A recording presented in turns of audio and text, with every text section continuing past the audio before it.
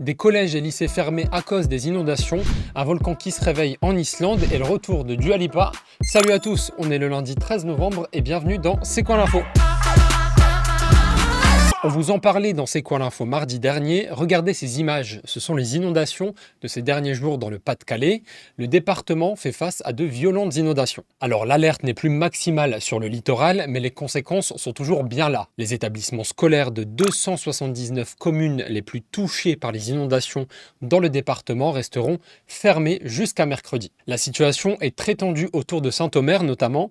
Ce lundi, 700 foyers sont encore privés d'électricité, 7200 personnes sont toujours privées d'eau potable dans le Pas-de-Calais. Près de la ville de Calais ce lundi matin, les agriculteurs ont bloqué la route. Ils ont fait ça pour marquer le coup et demander de l'aide à l'État. En tout cas, on envoie beaucoup de force à tous ceux qui sont touchés par ces inondations. Mais la question qu'on se pose en voyant ces images, c'est pourquoi le Pas-de-Calais est autant concerné. Alors les pluies sont fortes dans le département sur une période très réduite. En 6 jours, il a plu l'équivalent de ce qu'il pleut d'habitude en cumulant les mois d'octobre et de novembre. C'est notamment à cause des tempêtes qui se sont succédées, Ciarán et Domingo. Dans ce département qui est en bord de mer, les nappes phréatiques sont peu profondes et elles sont déjà blindées d'eau. Les nappes phréatiques, ce sont ces réserves d'eau souterraines présentes à faible profondeur dans les sols. Donc forcément, le fait que ces sols soient remplis d'eau, ça remonte à la surface et les cours d'eau débordent. Par exemple, la Liane qui se jette dans la Manche a atteint son plus haut niveau historique à 4,86 mètres. Alors le fait que le département soit plat pose aussi problème pour évacuer le surplus d'eau.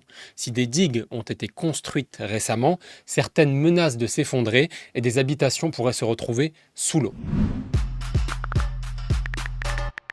C'est le chiffre marquant, 105 000 personnes hier dans les rues de Paris pour marcher contre l'antisémitisme.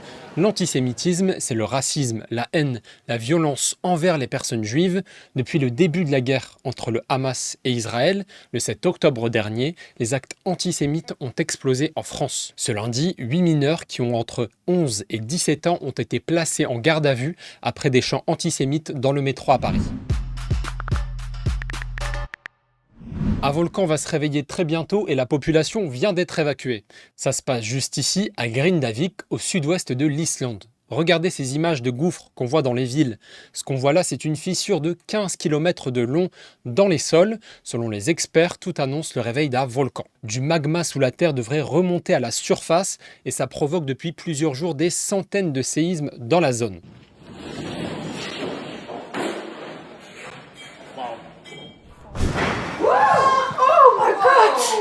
L'état d'urgence a été déclaré, les 4000 habitants de Grindavik ont été évacués. On vous tiendra au courant de l'avancée de la situation dans C'est quoi l'info. Est-ce que vous connaissez l'Arpocalypse ? C'est l'apocalypse de l'air et ça se passe en Inde, dans la capitale la plus polluée au monde, New Delhi. Vous avez peut-être déjà vu ces images de la ville sous un énorme voile de pollution. C'est ce qu'on appelle le smog en anglais. C'est un mélange de brouillard et de fumée et ça rend l'air irrespirable, à tel point que ça fait 10 jours que les écoles de la ville sont fermées. Bref, je vous en parle aujourd'hui parce qu'hier c'était la fête hindoue de Diwali. Là-bas, cette fête est ultra populaire. Les gens font claquer les pétards et ça pollue encore plus. Écoutez bien ce chiffre. Ce matin, on a regardé.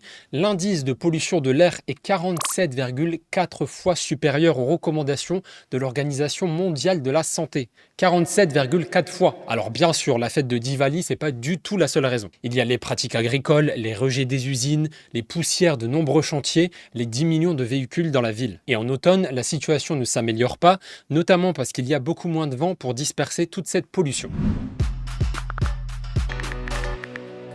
Elle est de retour 3 ans et demi après ses titres disco sur Future Nostalgia et son énorme carton Don't Start Now. If you love me, then sing with somebody. Toum, toum. Dua Lipa est de retour avec Houdini, un hommage à l'illusionniste Harry Houdini.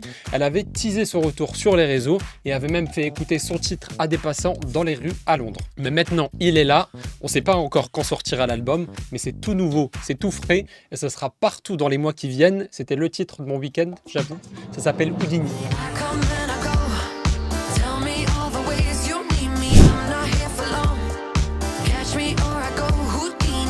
Merci beaucoup d'avoir regardé la vidéo jusqu'au bout. Demain, ce sera la fabuleuse Camille qui sera avec vous pour un nouveau C'est quoi l'info.